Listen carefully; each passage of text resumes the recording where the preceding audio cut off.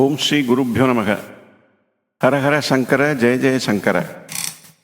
தெய்வத்தின் குரல் முதல் பகுதி. அத்தியாயம் பகவான் யார்? பகவத் பாதர் பதில். பரமேஸ்வரனும் ஸ்ரீமன் நாராயணனும் ஒரே வஸ்து, இரண்டல்ல. பெயர் வேறு, உருவம் வேறு, வேலை வேறு, ஆனால் உள்ளே இருக்கப்பட்ட வஸ்து ஒன்றேதான். ஸ்ரீ சங்கர பகவத் பாதர்களின் அபிப்பிராயம் இதுதான். கேள்வியும் பதிலுமாக பிரஷ்னோத்தர ரத்னமாலிகா என்று இவர் ஒரு கிரந்தம் செய்திருக்கிறார். பிரஷ்னம் கேள்வி. இப்போது அந்த பிரஷ்னை, இந்த பிரஷ்னை என்கிறோமே, பிரஷ்னை என்பது பிரஷ்னம்தான். உத்தரம் பதில்.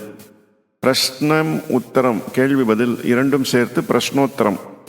மாலை மாதிரி கேள்வியையும் பதிலையும் தொடுத்து கொடுத்திருக்கிறார் ஆச்சாரியாள். பண்டிதர்களுக்கு இது ரத்னமாலை என்று பிரஷ்னோத்தர ரத்னமாலிகாவை அனுகிரகித்திருக்கிறார். அதில் ஒரு கேள்வி, பகவான் யார்? அதற்கு பதில், சங்கரனாகவும் நாராயணனாகவும் இருக்கிற ஒருவன் சங்கர நாராயண ஆத்மா ஏகக. இதிலிருந்து ஆச்சாரியார் மனசில் சிவன் விஷ்ணு என்ற பேதபாவம் கொஞ்சம் கூட இல்லை என்றாகிறது. இதே மனோபாவத்தில்தான் அவரது சம்பிரதாயத்தை பின்பற்றும் ஸ்மார்த்தர்கள் எல்லோரும் ஒவ்வொரு காரியத்தையும் பரமேஸ்வர பிரீத்திக்காக என்று சங்கல்பத்துடன் ஆரம்பித்து முடிவில் கிருஷ்ணார்ப்பணம் என்று பூர்த்தி பண்ணுகிறோம். பரமேஸ்வர பிரீத்தர்த்தம் என்று தொடங்கி ஜனார்தன பிரீத்தர்த்தம் என்று முடிக்கிறோம். ஒருத்தன் பிரீத்திக்கு என்று ஆரம்பித்தது இன்னொருத்தன் பிரீத்திக்கு என்று எவ்வாறு இருக்க முடியும்? இரண்டும் ஒன்றாகவே இருப்பதால் தான் முடிகிறது. பேர்தான் வெவ்வேறு. தீவிர வைஷ்ணவர்களை கேட்டால் விஷ்ணுதான் கடவுள், சிவன் மற்ற ஜீவராசிகளைப் போல் என்பார்கள். இதே மாதிரி வீரசைவர்களை கேட்டால் சிவன் முழுமுதற் தெய்வம், விஷ்ணு ஜீவகோடியை சேர்ந்தவர்தான் என்பார்கள். இவர்கள் ஒவ்வொருவரது சித்தாந்தப்படியும் சிவன் அல்லது விஷ்ணுதான் எல்லா ஜீவராசிகளின் இதயத்துக்குள்ளும் அந்தர்யாமையாக இருக்கிறார். இப்படி வைத்து கொண்டாலும் ஒன்று சிவன் விஷ்ணுவின் ஹிருதயத்தில் இருக்கிறார், அல்லது விஷ்ணு சிவனின் ஹிருதயத்தில் இருக்கிறார். எப்படி பார்த்தாலும் தங்கள் சுவாமியை ஹிருதயத்தில் வைத்து கொண்டிருக்கிற அந்த இன்னொருவரையும் பூஜிக்க வேண்டும் அல்லவா? சித்தாந்தம் என்று கட்சி பேசாமல் நடுநிலையிலிருந்து பேசக்கூடிய மகாகவியான காளிதாசன், பாணன் முதலியவர்களுடைய வாக்கை பார்த்தால் ஒரே வஸ்துதான் பல தேவதைகளாக வந்திருக்கிறது என்பது ஸ்பஷ்டமாக தெரியும். ஒரு மூர்த்தி தான் உள்ளது, அதுவே மூன்றாக பிரிந்தது. இவை ஒன்றுக்கொன்று சமம், ஒன்று உயர்ந்தது மற்றது தாழ்ந்தது என்றில்லை என்கிறார் காளிதாசன். ஏகைவ மூர்த்திஹி பிபிதே திரிதாசா சாமான்யமேஷாம் பிரதமாவரத்வம். பாணரும் இப்படியேத்தான் சொல்கிறார்.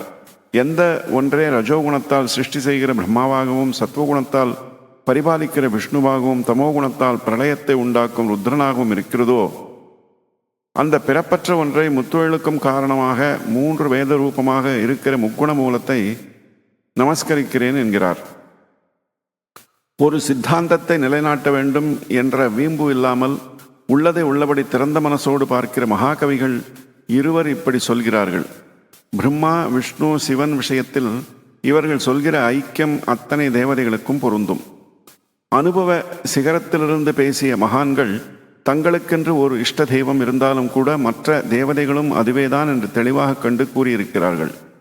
மகேஸ்வரனுக்கும் ஜனார்தனுக்கும் இடையே வஸ்துபேதம் துளிக்கூட இல்லாவிட்டாலும் என் மனசு என்னவோ சந்திரனை சிரசில் சூடிய சிவபெருமானிடம் விசேஷமாக ஈடுபடுகிறது என்று ஸ்ரீ அப்பைய தீட்சிதர் கூறுகிறார். நான் சைவன்தான், சிவ பஞ்சாட்சர ஜபம் செய்கிறவன்தான். இருந்தாலும் காயாம்பூ நிறத்து கோபிகா ரமணனிடமே என் சித்தம் லயிக்கிறது என்கிறார் கிருஷ்ண கருணாமிருதத்தில் லீலாசுகர். இஷ்ட தெய்வம் என்று ஒன்று இருக்கட்டும், ஆனால் அதுதான் எல்லாமாய் இருக்கிறது என்பதால் அதுவேதான் மற்ற தெய்வங்களுமாய் இருக்கிறது என்ற எண்ணம் இருக்க வேண்டும். ஒன்றை பிடித்து கொண்டதற்காக இன்னொன்றை நிந்திக்கக்கூடாது. விஷ்ணுதான் கடவுள், சிவன் ஒரு ஜீவன், அல்லது சிவன்தான் கடவுள், விஷ்ணு ஒரு ஜீவன் என்றால் கூட ஒரு மூர்த்தியிடம் துவேஷம் பாராட்ட இடமில்லை. ஒருத்தர் சுவாமி, இன்னொருத்தர் பக்தர் என்றாலும் பக்தருக்குரிய மரியாதையை செய்யத்தானே வேண்டும். சிவன் விஷ்ணுவுக்கு பக்தன் அல்லது சிவனுக்கு விஷ்ணு பக்தன் என்றே சொல்கிறார்களே தவிர இருவருமே பரஸ்பரம் துவேஷித்துக் கொள்ளும் விரோதிகள் என்று யாரும் சொல்லவில்லையே. அப்படி இருக்க அவர்களில் ஒருவரை நாம் ஏன் தூஷிக்க வேண்டும்? ஒரு புராணத்தில் சிவன் விஷ்ணுவை நமஸ்கரிக்கிறார், இன்னொரு புராணத்தில் விஷ்ணு சிவனை நமஸ்கரிக்கிறார் என்பதால் இவர்கள் சின்னவர்கள் ஆகிவிடவில்லை. சிவனை நமஸ்காரம் பண்ணு என்று சிவனே சொல்லாமல் விஷ்ணு அதை நமக்கு காரியத்தில் உபதேசிக்கிறார். இப்படியே நமக்கு விஷ்ணு பக்தி உண்டாக்கவே சிவன் விஷ்ணுவை பூஜிக்கிறார். ஜனங்களின் விதவிதமான ருசிக்கு தகுந்தால் மாதிரி ஒரே பரமாத்மா வேறு வேறு ரூபத்தில் வருகிறார். அவரவருக்கும் தங்கள் இஷ்டமூர்த்தியால் இந்த மூர்த்தியை நமஸ்காரம் பண்ணுகிறார். பகவானை பூஜிக்கிற மாதிரியே பாகவதர்களையும் பூஜிக்க வேண்டும் என்று வைஷ்ணவர்கள் சொல்கிறார்கள். சிவனைப் போலவே சிவனடியாரையும் வழிபட வேண்டும் என்று சைவர்களும் சொல்கிறார்கள். எனவே இவர்களில் ஒருத்தர் இன்னொருத்தரை பூஜை செய்பவரையும் நாம் நமஸ்கரிக்கத்தான் வேண்டும். முன்னே சொன்ன பிரஷ்னோத்தர ரத்னமாளிகாவில் இன்னொரு இடத்தில் மேலான தெய்வம் பரதேவதை எது என்ற கேள்வியை எழுப்பிக் கொண்டு அதற்கும் சித் சக்தி என்று பதில் சொல்கிறார் ஸ்ரீ ஆச்சாரியால். சித் சக்தி என்பதுதான் பரபிரம்மத்தின் பேரறிவு. அதுதான் அத்தனை தேவதைகளும் ஆயிற்று. அதுவே நமக்கு நல்லறிவு தரும் ஞானாம்பிகை. அந்த ஞானாம்பிகை தான் நமக்கு எல்லா விதமான பேத புத்தியையும் போவதற்கு அனுகிரகிக்க வேண்டும். பகவான் யார், பகவத் பாதர் பதில் என்ற இந்த அத்தியாயம் இத்துடன் நிறைவு பெறுகிறது. ஓம் சாந்தி சாந்தி சாந்தி.